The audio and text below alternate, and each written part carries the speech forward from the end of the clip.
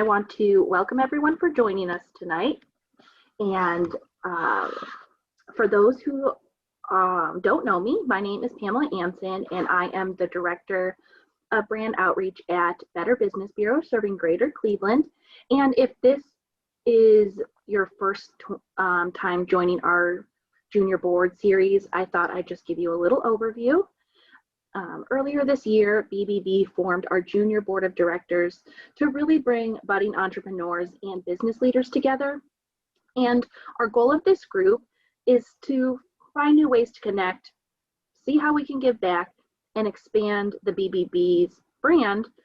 And we really hope that this webinar series will provide you and your business some new perspectives and how to deal with some common challenges that you might face as a business or a business leader. And if you have any questions throughout this presentation, please feel free to type them in the questions or the chat box. We will make sure to answer your questions this evening. And just a little FYI that this presentation is recorded, so we will be able to send this out afterward. And I'd like to get started today by introducing our two speakers. First, we have India Hobbs. India is a Cleveland native known for her leadership, team building, and problem-solving skills. India began her career at Bank of America, earning recognition as top performer and a two-time recipient of the World of Difference Award for excellence in service and advocacy. In 2018, after her mother fell ill, India transitioned from a career in corporate America to a career in healthcare, where she later founded Home Care Companions and Associates, LLC. Home Care Companions and Associates is a non-medical home care company that caters to the needs of senior citizens and others in need. Now being in the business of providing peace of mind, she enjoys not only helping others in their financial lives, but helping people sustain their actual lives. And next, we have Josh Rominsky. Josh is the Chief Executive Officer and founder of Happy Thoughts Candles. He is an award-winning young social entrepreneur, mental health advocate, and suicide prevention educator. In 2016, Josh started Happy Thought Candles to light up the world together, one candle at a time. As a suicide survivor, Josh is dedicated to fighting the stigma of mental health and suicide and donates parts of each candle proceeds of Happy Thought Candles to suicide prevention and mental health awareness efforts. So I want to thank our junior board members for helping put this presentation today and for being our speakers and sharing your insight. And I would like to hand the floor over to you. Thanks, Pam. It's an honor to be here today. I'm so excited to talk about the power of recognition. This will focus on employee appreciation and retention. Josh is a wonderful leader. He's going to give you some tips and tricks and talk about power, respect, and responsibility. So take it off, Josh. Thanks, India. I appreciate it. And thanks for everyone for joining in with us. So I'm going to start with the state of labor. U.S. Department of Labor reports that during the months of April, May, and June of 2021, a total of 11.5 million workers quit their jobs. And it's not over. According to a Gallup research, 48% of employees are actively looking to make a change or in their career. And nearly 1 in 4 will do or have done so. Resignations have peaked in April and have remained abnormally high for the last several months, and with a record-breaking 10.9 million open jobs at the end of June. So as an employer or manager, you're probably looking at how can I retain people in the face of this tidal wave of recognitions? You know, we could never have predicted how much our lives would soon be upended by the COVID-19 pandemic, then the murder of George Floyd and other Black Americans by police, the rise in violence against Asian Americans and Pacific Islanders, wildfires, political unrest, and other major stressors unfolded in such a quick time frame, and compounding the damage in our collective mental health as well as our lives. So a lot of people, you know, in about 2020 March, were looking to make their career change, but they, you know, kept going because they wanted to make sure that they had some type of certainty inside, you know, the global pandemic. And so right now people are looking to make that career change. And so what does this mean for your team? So what is this? You're probably juggling pressing needs. You know, you're trying to hire, you know, hiring to backfill people who have already left, hiring new people to support your business growth. And you're probably needing the, you know, to keep employees who have, or trying to keep employees because they need, you know, they've stayed. You know, scarcity is real. There's too few people for too many jobs. The imbalance of this supply demand highlights have more than ever been about productivity. And so when we're looking at this, we have some ways that me and India came up with about how to keep talent. I'll talk about a few, and then I'll kick it over to India and we'll talk about a few there. So, you know, the best way to stabilize your business is to stem the tsunami of the attrition and increase your retention. You know, in the frantic need to hire more people, the group we often forget is to focus on those who have, or who are staying right now, and to, you know, those who show up day in and day out, shouldering that work that needs to get done. You know, those people we also need to take in to consideration.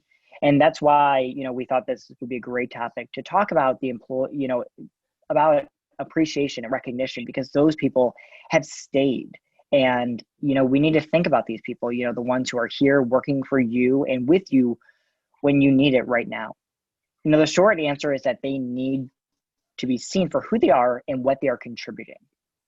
It's your job as the leader to make sure that they're getting the recognition that they deserve.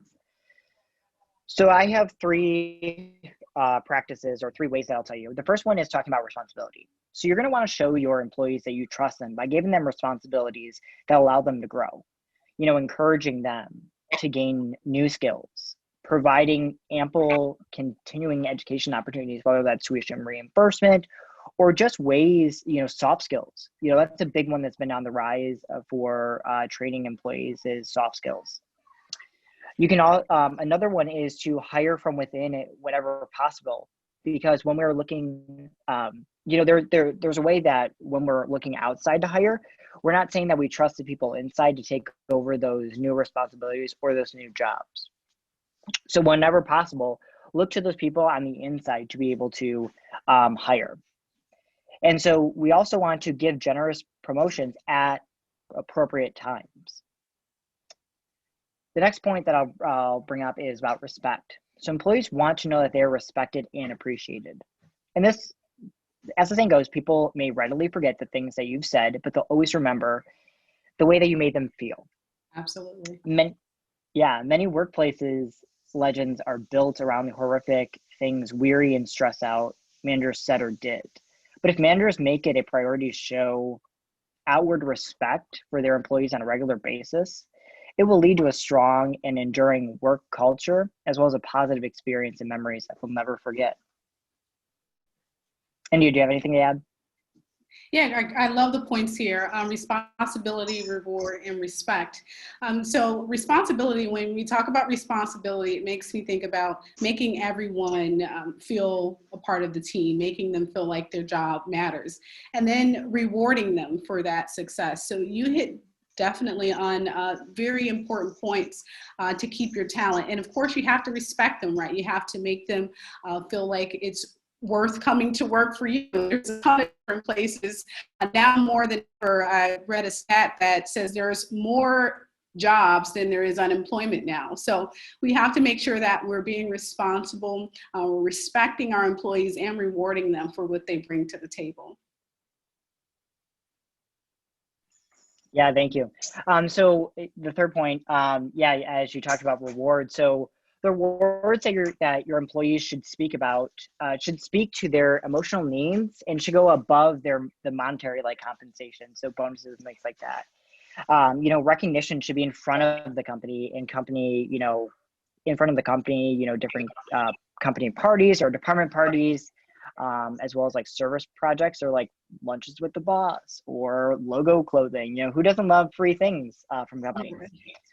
Also, a handwritten note goes such a long way. Whenever you have like a handwritten thank you, it just shows that they took the time out of the day to like grab the pen, grab a piece of paper, and write thank you on it instead of just sending a quick email. Because we can send a quick email all day, but to actually like sit there and write a handwritten note goes above and beyond.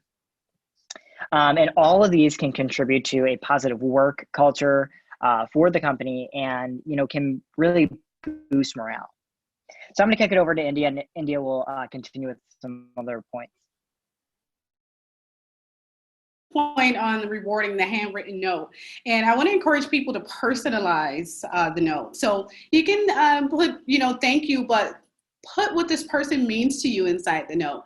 Thank you for showing up and working those 12 shifts. It really allowed a 10% increase in production. The more personable, the better. You want to make sure that your rewards are not just a form of recognition, but they're meaningful, and we'll touch on that a bit later. So there's more hunger for love and appreciation in this world than there is for bread. And that comes from the late, great Mother Teresa. And if you think about that, everything we do, some may argue that it's money, right? But what are you striving for money for the recognition, the notoriety of having the money and the things that come with it? You'll buy the car so the girls recognize you. You'll be in the income bracket so you can, boost your self-esteem. So it's really important that you not only recognize your team, but you do it in a meaningful way that lets them know they're appreciated. Next slide, please. So add value to your team by showing you care. There's a number of ways that you can show you care. Josh touched on it with the handwritten notes. Making sure you acknowledge your team when they come in every day. Make sure you tell them goodbye when they're leaving.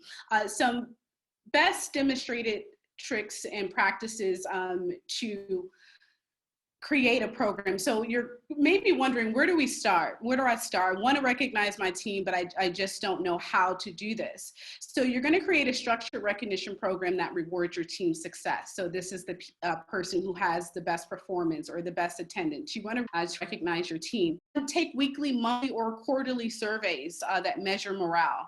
Over the past year, morale was pretty low. Mental health is a focus now, and we all kind of got drugged through the ringer last year. So making sure you're taking those polls and those surveys so you can know where your team, where they're at.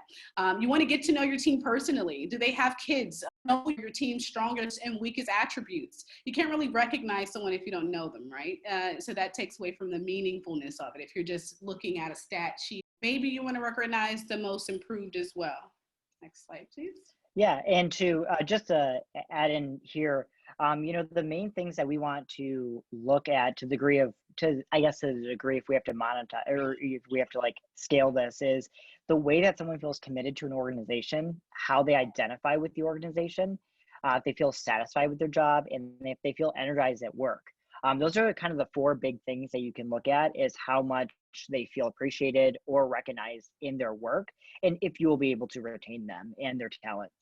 Because if somebody is committed to the organization, they're definitely going to identify with it. They're going to say that I appreciate this organization. I love to come here during the day, and I feel satisfied with the work that I do, and I'm energized to go.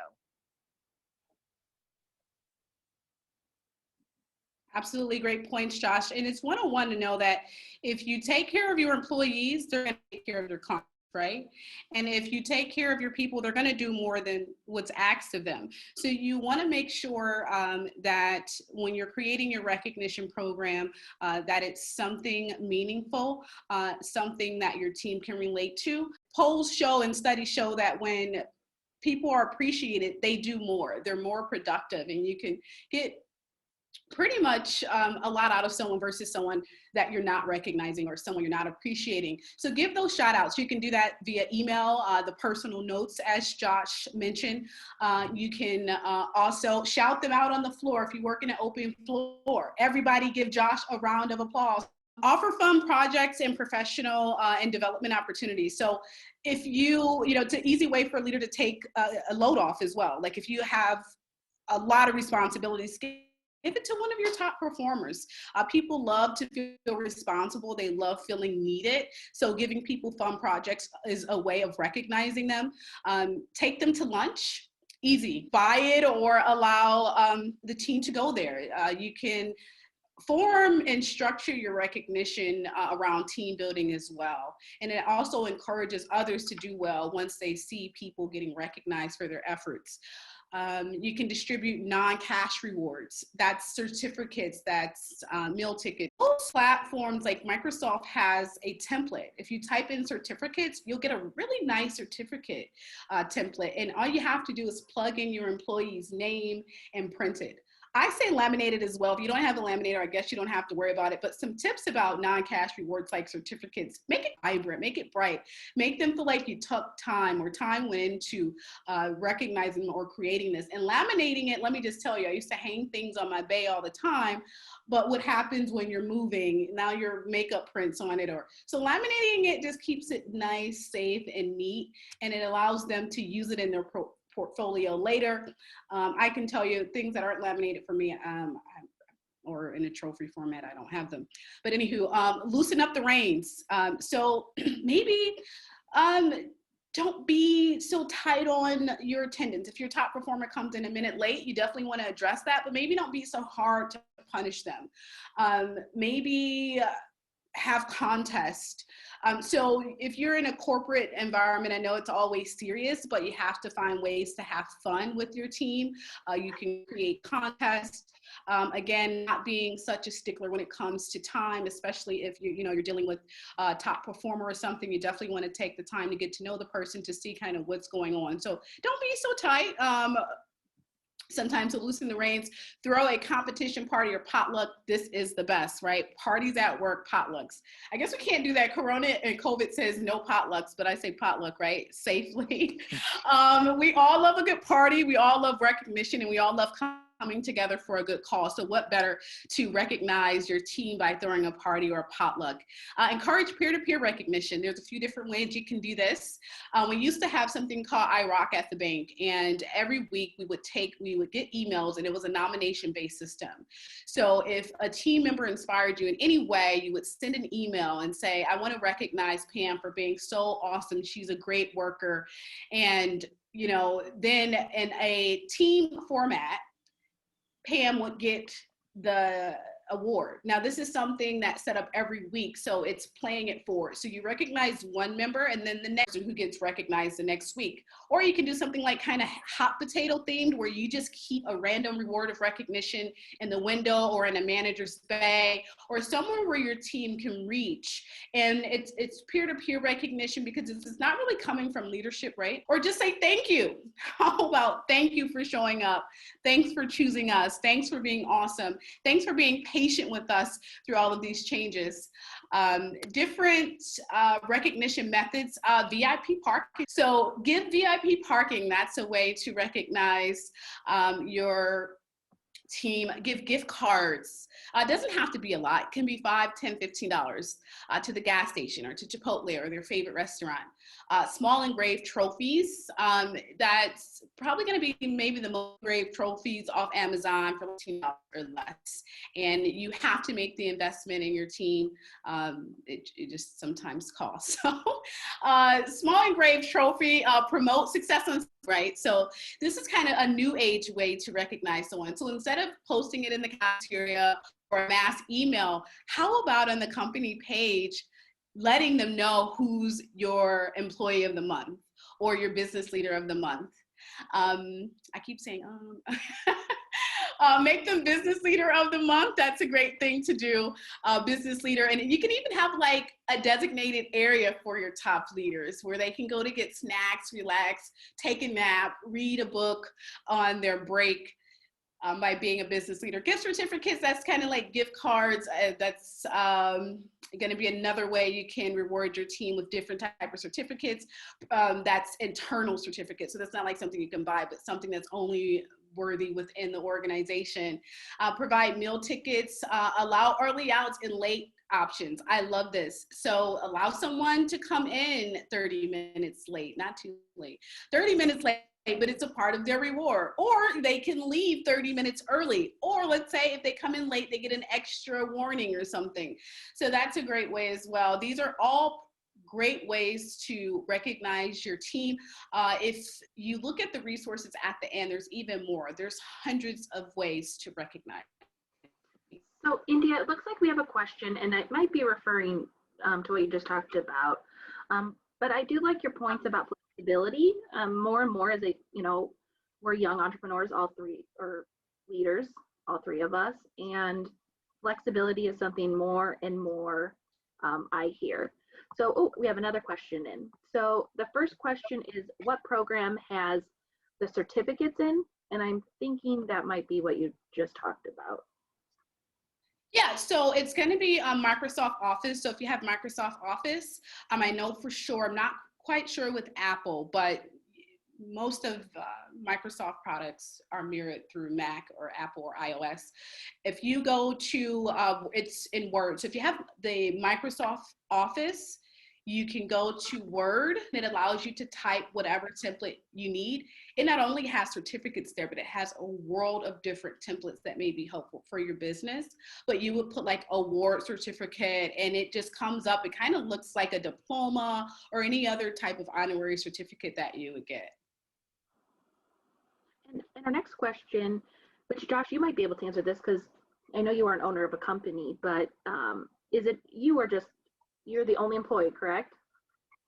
Well, no. So in Happy Thoughts, it's me, and it's a family thing. So Okay. my mom, my dad, my aunt, and a couple others. So do you have any, and you both can answer this, but we'll start with Josh. Do you have any tips for employee recognition and appreciation in a non-traditional workplace, like businesses that only have one other employee aside from the owner, especially now since many of us are working remotely? Yeah, absolutely. So I think that's the biggest thing is, or the biggest thing is to, really recognize what that person's doing for you, because it can be a lot having a workload on, two people, one person. But I maybe don't do it as much as I would like to, but or much as I guess I should, is really telling my mom and my aunt, thank you so much for making them. And then telling my dad, thank you so much for staying up to 3 a.m, labeling all the candles. Because they are the glue that holds all my candles together, if not the whole thing.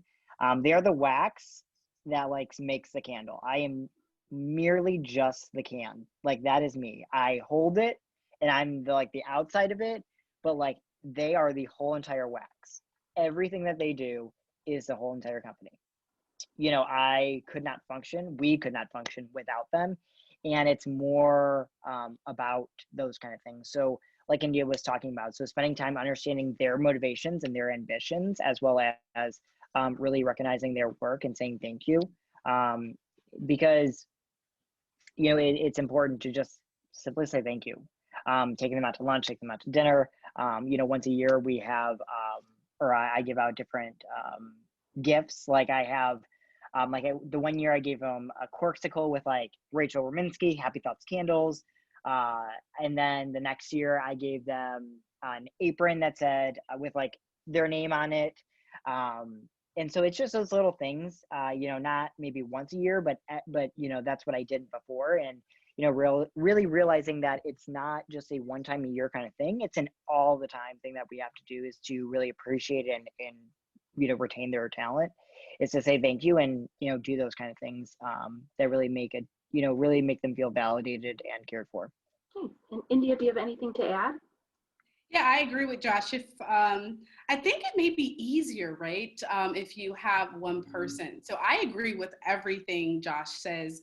Just because you have one employee doesn't mean it should be difficult to recognize. Having one person, I think, makes it easier, right, to build that rapport. You can get closer to just one person versus a whole workload, 10 meetings, and 30 team members to look out for.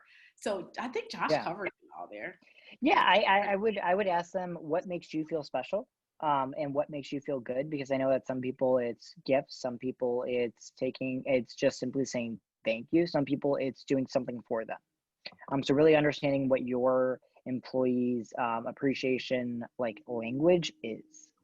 Oh, I love that. And that kind of goes back to the surveys India talked about in the last slide. One of our partner programs did an educational program for us, and that's exactly what they said as well.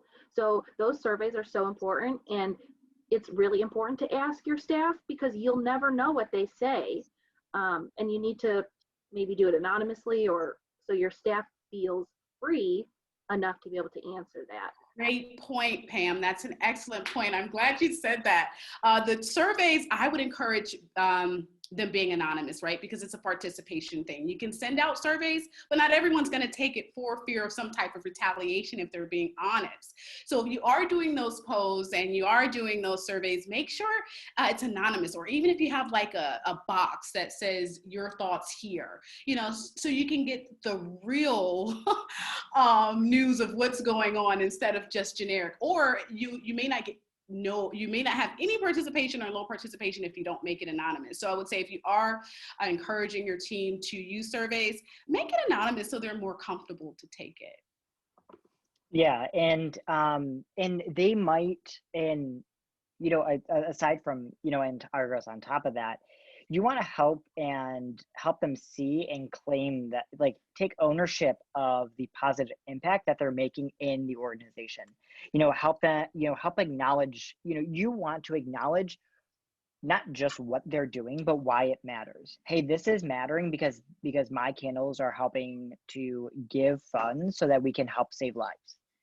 And you are doing that. Thank you. Those are the different things. You are helping growing a grassroots organization. You know, so let them know what you appreciate about how they are showing up during the difficult times, and people want to know that they are helping to make a difference. I was talking with a recruiter and I said that I was interested. I was doing different like research and reporting, and I'm interested if job descriptions are now going to change into adding a function of this is how it impacts the company, because people are now wanting to figure out how they're impacting the company and how they are impacting the world, you know, with this. So I'm helping the world by doing this. And so again, don't stop at that, you know, one time a year, giving them the thing. You know, these are not one-time conversations or one-time things that we need to do. Oh, cool. Check off the, you know, checklist of made my employees feel appreciation this year, done. So don't just, you know, wade in, have a talk and think all is good. You know, you should be showing and making this a top priority for the leader in your company. Yeah, and that's a great point.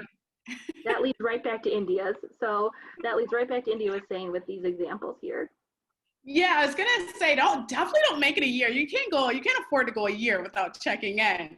I would say a weekly, like the peer-to-peer, that's a weekly thing, right? So you should always have some type of weekly meeting if it's only for recognition. But if it's not, you should always check in with your team weekly to allow them to let you know what's going on. If not weekly, how about bi-weekly? And if it's not bi-weekly, monthly. If it's not monthly, quarterly, but don't allow it to be, I would say even a quarter is too long. I know as business leaders, we get swamped, right? But even if you need to pass this responsibility over to someone you can trust to handle, so it's not so much for you that you have to put it off an entire quarter or a year. Very important. Without a team, there's no business. So you have to make sure that you're taking time to recognize your team as much as possible. Yeah, the slide. So I was going to say back to you, Josh, but on the slide here, there's just, so when I looked up positive phrases, there were literally hundreds. So I chose a few here that makes your team feel appreciated. You did a fantastic job helping our team reach goal. Thank you for setting such a fantastic example. Doesn't that feel good? Someone telling you that you've had a bad night, you come in and someone's like, hey, you did a fantastic job. It just kind of helps with stress, right? Take pride in the job. Take pride in the job well done, because you are the reason we achieved our goal. So working in a high-paced environment, it's always important to recognize your team for the work that goes in, whether you're hitting goal or not. So that's a good one there. Thank you for going above and beyond to help us achieve our goal. We wouldn't have made it without you. That's a real good one, right? So it's like, oh, wow, I did that. You know, it allows someone to take the success personally, even if it's a group thing. You want to narrow down the people who really perform best to help you get there. The office is a happier place with you in it. Thanks for your laughs, right? This goes into those cards. Your energy is infectious.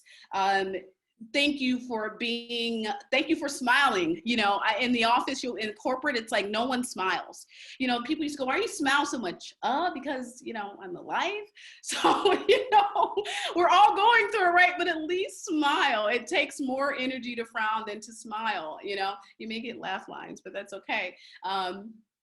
So next slide, please. Just make sure you're always saying positive stuff. And the good thing about positive phrases, it's free. It costs nothing to say something positive. It costs nothing to send an email to your team. So the risk of not addressing employee needs can be very detrimental to your firm or your business. You want to avoid these outcomes. So a lot of people change jobs for a number of complex reasons.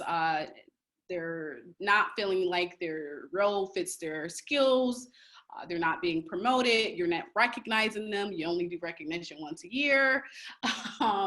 Things like that. And what they can lead to, if you are not addressing your employee needs, it can lead to decreased performance. If you're not addressing the needs of your team, it could lead to negative feelings about the company, which can lead to low morale and decreased production. And that, you know, we don't want that. Increased turnover. Studies show that employees who are not happy or motivated, or those who do not feel like they are appreciated, eventually seek new employment. You'll end up potentially with a damaged reputation. Not addressing the needs of your employees in a timely manner can be damaging to the company's culture, reputation, and bottom line. It may cause negative experiences regarding leadership and employee treatment.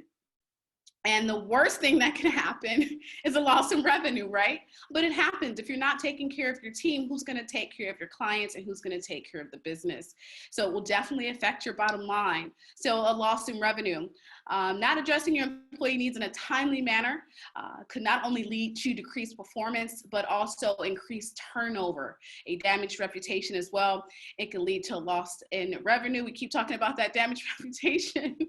And again, a loss in revenue. So just make sure that you're addressing it. Josh, we're touching on this point a lot. It shouldn't be a year. It shouldn't be 6 months. I would say if you can't do it weekly or bi-weekly, definitely make sure that you're reaching your team on a monthly basis. Next slide.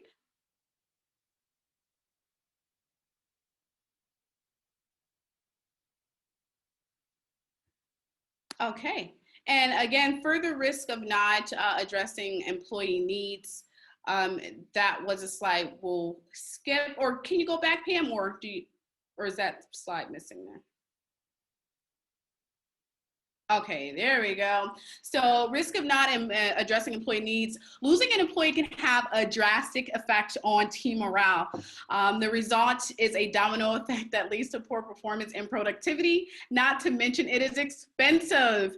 And not just because of the loss of talent, it takes an average of 24 days to fill a job. And in my industry in healthcare, that's a very long time, a very long time.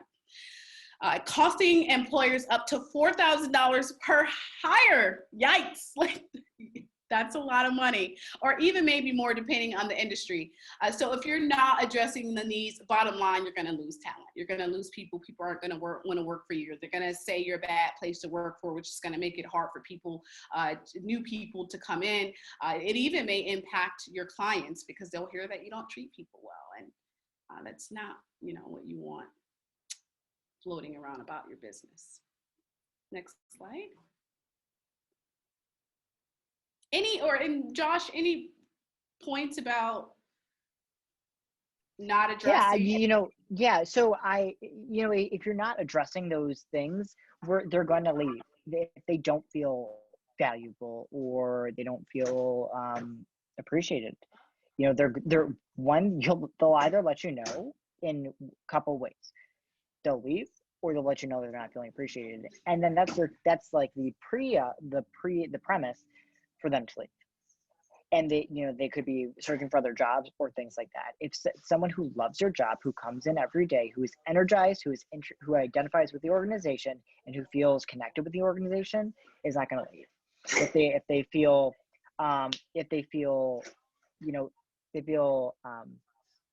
satisfied and energized at work, they're going to stay, or they will leave if they don't. So yeah, those are I guess two big, or back to the 4 points that I made earlier. Absolutely. So ways you can avoid turnover, excuse me, ways to track your turnover and ways to build a successful team.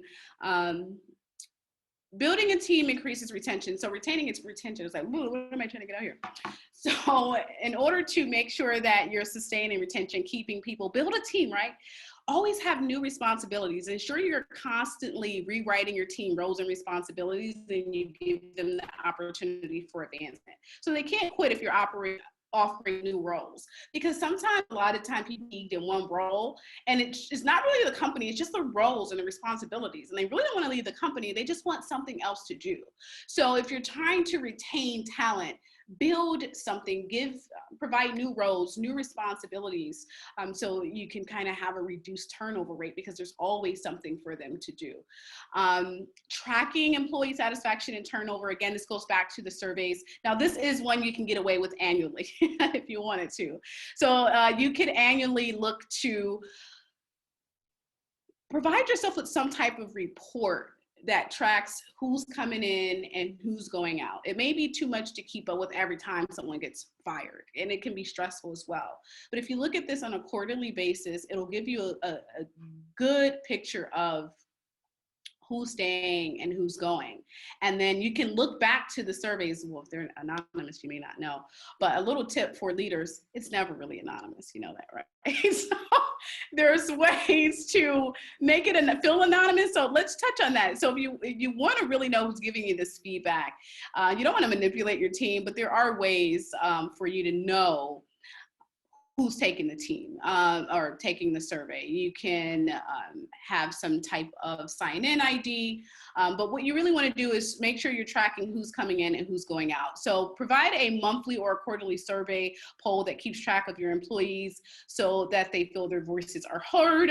Also, make sure you're keeping track of the people who've recently joined and who's recently left the team.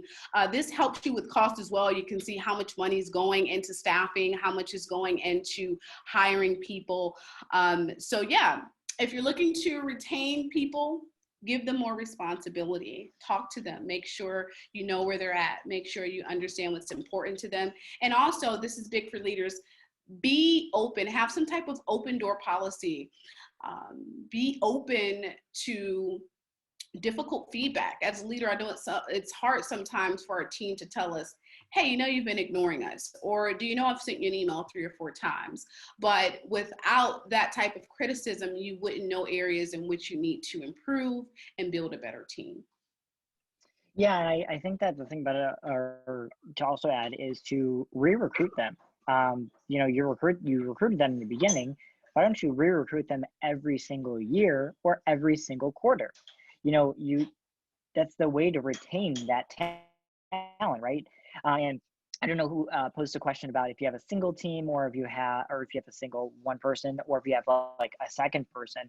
I think that it's also to identify opportunities where that might already exist inside the organization. Let's say you're doing marketing, you're doing this and that, and the other person's doing operations and supply chain, things like that. Why don't you like swap something? Bring in, if you keep the blood the same, it's going to get, static. Let's make it a little bit more, dynamic and change something, swap it and be like, hey, I really appreciate you doing this. Do you want to take on this one thing that I'm doing? This is something I do in marketing. Do you want to take it on? And so, you might help them, even if it's outside of, if it's outside of the comfort zone, you might help them, realize, or fulfill unrealized dreams and ambitions, or what they're good at. Yeah. Great point, Josh. Great. Well, here's some different resources. If you could see my footnotes, I wish we had more time. It was difficult condensing everything, but I thought about what makes recognition powerful, that it's meaningful. So again, you just don't want to just do any, let me drop a bag of chips on their desk and I don't really talk to these people. I really don't like half of them. You want the power in it is that it's meaningful. It's personal. The person know you took time to do it and that you really do truly care. The resources here, can lead you down a whole nother path and actually taking your recognition program from start to finish. So the HBR, that's harvardbusinessreview.org, shrm.org, Forbes.com, and humanresourcestoday.com. So I hope in this series, you at least have the basis and some idea of what you can do to create a program that recognizes your team, and not in any old way, but in a meaningful way, in a way that it counts, in a way that produces productivity, adds more clients, and adds to your bottom line, which is more money. Right? Yeah, please use Harvard Business Review. I have a subscription to them. I get I have the web access as well as I think it's like 2 months. They like do like September and October edition, then November, December. Highly recommend that. You can their recent one for September and October is future proofing your organization, and so that's a great addition. But yeah, so the last of it is just really, research shows that like the motivation of pay raises or monetary values, it's short lived. So those bonuses, so things like that, you just have to recognize the importance of making sure you feel how employees are feeling recognized and valuable contributions, as well as impact of our people. They're literally the DNA of our organization. So engage with them, check in with them, ask for their help, give them agency to do day-to-day different things, as well as focus on their well-being in the organization.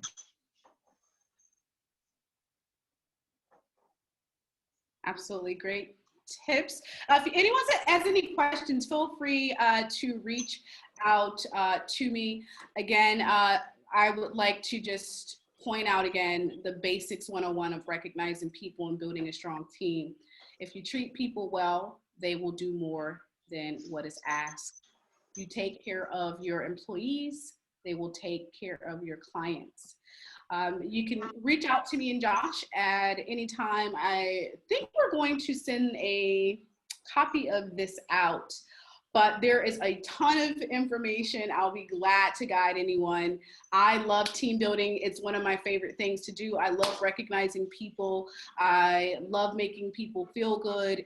And the bottom line is, I don't think you need to study, but there's a ton of them. When people are appreciated, they do more and they perform better. And that's what it's all about. Yeah, feel free to ask questions now. And as well, like Indy said, get in touch with us. Yeah, don't ask any questions now. Well, I do have a question. I do have a question for both of you. You are both, as we said before, young entrepreneurs and leaders. So how do you think your view is maybe different than those who are maybe been in the industry longer or who are more seasoned business owners and leaders? How do you think, as a young leader, this has shaped your opinions here? I think for older people are more or less like, we've always done it this way. And if you don't do it this way, kick rocks. I think younger generations, we understand that we have to be willing to do new things in new ways. And it's not all about respecting, management a certain way or you're in trouble. Or, an old platform is you reprimand bad performance. I say positive reinforcement. If someone's doing bad, it may be hard to recognize them, but find some way to encourage them and you'll be surprised on how that person may be able to improve because you hired them for a reason, right? So I think a lot of older or senior, I should say, they're quick to dismiss talent. We'll hire you again. We'll find someone else. Well, 2020 and COVID has proved different. You have to be willing to do new things in new ways and treat people with respect and not be so quick to treat them like they're intangible. Yeah, and treat I think the older thought is that we're gonna treat people like a number. They're disposable. I can find another person, because I think that we went from a place where it used to be more of like that factory thing. Oh, well, I can just go grab another Joe Smith off the road and just throw him in here and he can do the job. And it's like, well, no, people are more of human-centric focus. I think that's the biggest thing that I think about, the human-centric focus and perspective of these are human beings. In the same sense, I think because we are smaller or, younger, I think that we have this concept of new age and new ideas of, just making sure that talent is not, people can be coached into, different performance or doing better, but if, while we can coach them to do that, we can't, we need to coach ourselves to make sure that they feel appreciated and respected in that. That's great. So I have a few more follow-up questions. India, you talked about surveys before. So what are your thoughts about exit surveys, and what kind of questions should a business be answering on asking on an exit survey? Yeah, and we talked about surveys. If you're like, okay, how do I do that? How long is that going to take? SurveyMonkey. That is a free platform. You can create surveys there. It's pretty neat. You can set up admins. Some of the questions you're going to want to ask is how happy are you with your job? How well is your leadership doing? You want to provide a scale. How would you rate your leadership's response to your needs from 1 to 10? How likely are you to refer this employer to someone you know? Will you be here in 6 months? Do you see yourself with the company in 2 to 3 years or 5 years? Those are some of the questions that you can ask. And if you're always having trouble, you can always go to the web and just type in great questions for employee satisfaction surveys. But now more than ever, employee satisfaction and engagement is encouraged. I think we all know there is a staffing crisis that is going on, especially in healthcare. You have a lot of people that are burned out. So you want to hear how you can help that, right? And being in healthcare, it's very demanding. There is no way sometimes to lighten the loads. You're dealing with a lot of energies, a lot of high level things, and a lot of things that are important. So you have to make sure that you're always connecting and asking the right questions so you can come up with some type of solution to turn things around. You have a lot of nurses who are leaving the field just because they don't feel appreciated. And that's heartbreaking to me because it's not easy to find people with heart who wants to do the job that none of us wants to do, like taking care of someone. So I would just say ask questions as far as like how they're doing personally on a scale, how the company is doing. And again, you can use tools and resources such as SurveyMonkey to help you start off with a good survey. Yeah. Yeah, and I agree with India. You want to uncover issues, I think that relate to like different HR things. So if someone, people are going to be, honest about that. Plenty of other HR practices can play into an employee's decision to leave. From a leader, from a leader perspective, you want to understand how employees perception of the work itself. This includes like job design, working conditions, culture, as well as peers. With that information, it can help managers improve employee motivation, efficiency, coordination, and effectiveness. Also, another thing is to gain insight into managers' skills and effectiveness, because you want to make sure that people feel like the management style is okay, as well as they're feeling effective. And so also typically some people make a career change, and you can gain valuable insight on that. So maybe if they're willing to answer that, but learn about different HR benchmarks, so salary and benefits at competing organizations. So like use your exit surveys or interviews to figure out how competitive you are against other employers with like time off, the ability to advance, different benefits, pay packages, something like that, because then you can figure out how well you have your competitive advantage. And also with those things, you want to make sure that you're creating lifelong advocates for your organization. How much are you willing to recommend this organization to your friend to work at? If they say nope, then you might want to work at. Yeah, I want to leave off with, I have some quotes here. There were so many, I took out all these footnotes, but some quotes here to just give you some things to think about. Brains like hearts go where they are appreciated. That's from the former Secretary of Defense.